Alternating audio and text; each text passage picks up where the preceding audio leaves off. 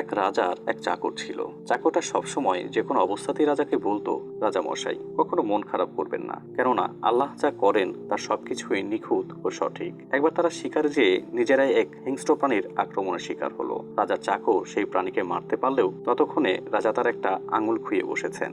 রাগে, যন্ত্রণায়, ক্ষোভে রাজা ক্ষিপ্ত হয়ে বলে ওঠে, আল্লাহ যদি ভালোই হবে তাহলে আজকে শিকারে এসে আমার আঙুল হারাতে হতো না। চাকর বলল, এত কিছুর পরেও আমি শুধু আপনাকে এটাই বলবো, আল্লাহ সবসময় ভালো ও সঠিক কাজই করেন, কোনো ভুল করেন না। চাকরের এই কথায় আরো ত্যক্ত হয়ে রাজা তাকে জেলে পাঠানোর হুকুম দিলেন। এরপর একদিন রাজা আবার শিকারে বের হলেন। এবার তিনি একদল বন্য মানুষের হাতে বন্দী হলেন। এরা তাদের দেবদেবীর উদ্দেশ্যে মানুষকে বলি দিত। বলি দিতে যেয়ে তারা দেখলো যে রাজার একটা আঙুল নেই। তারা এমন বিকলাঙ্গ কাউকে তাদের দেবতার উদ্দেশ্যে উৎসর্গ করতে রাজি হলো না। তাই তারা রাজাকে ছেড়ে দিল। প্রাসাদে ফিরে এসে তিনি তার সেই পুরনো চাকরকে মুক্ত করে দেওয়ার হুকুম দিলেন। চাকরকে এনে বললেন, ভাই, আল্লাহ আসলেই ভালো। আজ আমি প্রায় মরতেই বসেছিলাম, কিন্তু আঙুল না থাকার কারণে প্রাণ নিয়ে ফিরে আসতে পেরেছি। তবে আমার একটা প্রশ্ন আছে। আল্লাহ ভালো, এটা তো বুঝলাম, কিন্তু তাহলে তিনি আমাকে দিয়ে তোমাকে জেলে পুরলেন কেন? চাকর বলল, রাজা মশাই, আমি যদি আজ আপনার সাথে থাকতাম তাহলে আপনার বদলে আজ আমি কোরবান হয়ে যেতাম। আপনার আঙুল ছিল না, কিন্তু আমার তো ছিল। কাজেই আল্লাহ যা করেন সেটাই সঠিক। তিনি কখনো কোনো ভুল করেন না।